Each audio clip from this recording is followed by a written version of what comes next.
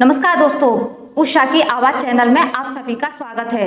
हमारी आज की कहानी है बहू ये घर तुम्हारा भी है। ज्योति घूंघट काढ़े ट्रेन में खिड़की के पास बैठी हुई थी।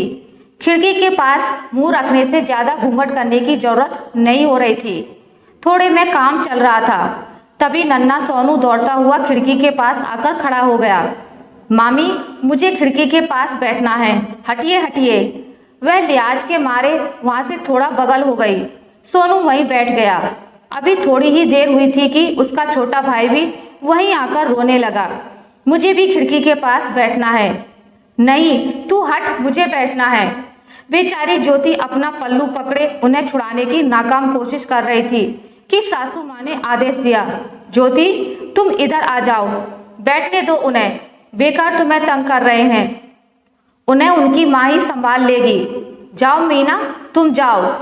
ज्योति ने अपना घूंघट संभालकर कुछ नीचे खींचा और सासू माँ के पास आकर बैठ गई।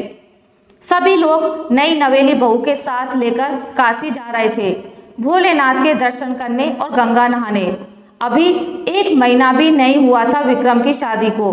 विक्रम माँ, पिताजी, बहन, उसके दोनों बच्चे, एक छोटा भाई और अपनी नई नवेली दुल्हन के साथ लेकर ट्रेन से यात्रा कर रहा था। पूरा रास्ता सोनू और मोनू की बदमाशी से बहुत आसानी से कट गया।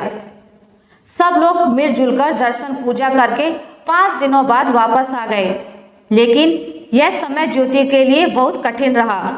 एक तो नया घर, नए लोग, उसमें थोड़ा नई दुल्हन होने की वजह से घूंघट लेना भी पड़ रहा था। उस पर बच्चों की नए सदस्य से फायदा उठाने की जद्दोजहद। खैर, सब वापस घर आ गए।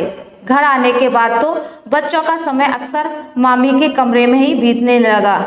जब मन चाहा तब मामी मोबाइल दीजिए, मामी आपने भैया को दिया अब मुझे भी दीजिए। कभी मोबाइल की जिद तो कभी कुछ और की। नन्हा मोनू तो गोद से उतरने का नाम ही नहीं लेता। वह कुछ बोलती डांटती तो नहीं थी। वह बेचारी सोच रही थी कि बच्चों का दिल ना टूट जाए, बच्चे रोने ना लगे, इसलिए सबकी नाजायज जायज सभी मांगों को मानती जा रही थी।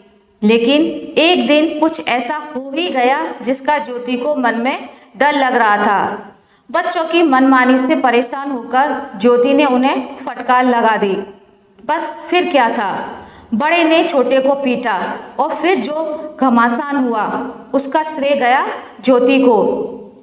क्या ज्योति, तुम थोड़ी देर बच्चों को संभाल नहीं पाई? कहते हुए मीना बच्चों को उसके कमरे से लेकर निकल गई। ज्योति ने अपनी सफाई में कुछ ना कहा, लेकिन उस दिन से मीना और उसके बच्चे ज्योति से कटे कटे रहने लगे। कुछ दिनों बाद मीना वापस अपने ससुराल चली गई। धीरे धीरे ज्योति ने अपने व्यवहार से सबका मन जीत लिया। सभी की जबान पर ज्योति का नाम ही रहता था। विक्रम की सूझबूझ, सासू माँ ससुर जी का सहयोग, छोटे देवर का प्यार, सबकी छांव में ज्योति की शादीशुदा जिंदगी भली भांति चलने लगी थी। इसी तरह 6 महीने होने को चले। गर्मी की छुट्टियां होने वाली थी। एक दिन सासू माँ ने खाना खाते समय प्रस्ताव रखा कि बहुत दिन हो गए, मीना कब की गई है, क्यों ना गर्मी की छुट्टियों में उसे बुलाया जाए। सभी लोग बहुत खुश हुए। हाँ हाँ, बहुत दिन हो गए, बच्चों के बिना घर सूना सूना है, आज ही फोन करके उसे बोल दो, कोई बहाना बनाने की जरूरत नहीं है। छुट्टियां शुरू होते ही सोनू और मोनू को लेकर यहाँ आ जाए, पिताजी ने फरमान सुना दिया। विक्रम भी खुश होकर बोला, हाँ दीदी आ जाए तो बच्चों के साथ फिर कहीं घूमने का प्रोग्राम बनाएंगे। क्यों ज्योति, क्या कहती हो? लेकिन ज्योति की फीकी हंसी को सासू माँ तार गईं। जब मीना को फोन किया तो वह भी आने को लेकर बहाना बनाने लगी। माँ के बहुत मनाने पर उसने इतना ही कहा, ठीक है कोशिश करती हूँ। रात को ज्योति किचन में बोतल भर रही थी। तभी सासू माँ उसके पास आई और बोली, क्या हुआ बेटा, तुम्हारा चेहरा उतरा हुआ क्यों लग रहा है? ज्योति हड़बड़ा गई और बोली, नहीं माँ, कुछ नहीं, कुछ भी तो नहीं। क्यों बेटा, तुम नहीं चाहती कि मीना यहाँ आए? माँ के इतना कहते ही ज्योति ने उनका हाथ पकड़ लिया। नहीं नहीं माँ, मैं क्यों नहीं चाहूँगी, यह घर उनका है, वो जब चाहें आए, मुझे क्यों परेशानी होगी। माँ ने उसके हाथों से अपना हाथ निकालकर उसका हाथ पकड़ा और कहा, ज्योति मैं जानती हूँ तुम्हारे मन की। देखो जैसे ये घर मीना का है वैसे ही ये घर तुम्हारा भी है। तुम भी इस घर की बेटी हो, इसलिए आपस की छोटी छोटी बातों का असर कभी भी परिवार की मजबूत नींव पर नहीं पड़ने देना चाहिए। छोटी छोटी बातों को लेकर इधर तुम दुखी हो रही हो, उधर मीना से भी बात कर रही थी, वह भी उदास थी। अब हमें नहीं, तुम दोनों को आपस में एक दूसरे के साथ निभाना है। ज्योति की आंखें नम हो गईं तो माँ ने उसे गले लगा लिया। दूसरे दिन सुबह ज्योति ने मीना को फोन लगाया और गर्मी की छुट्टियों में आने को कहा। मीना बहाने बनाने लगी, अब हमारा क्या काम, अब तो वह तुम्हारा घर है।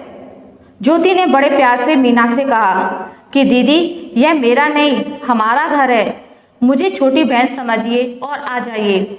मीना के चेहरे पर भी हंसी खिल गई। वह बोली, लेकिन ये दोनों बदमाश तुम्हें ही तंग करेंगे। तो करने दीजिए ना दीदी, यह घर उनका भी है और मामी भी तो उन्हीं की है। आशा करती हूँ आपको मेरी आज की कहानी अच्छी लगी होगी। अगर आपको मेरी कहानी अच्छी लगी है तो इसे लाइक कीजिए, ज़्यादा से ज़्यादा शेयर कीजिए और अगर आप मेरे चैनल पर नए हैं तो इसे सब्सक्राइब करना ना भूलिए। मिलते हैं एक नई कहानी के साथ, तब तक के लिए नमस्कार।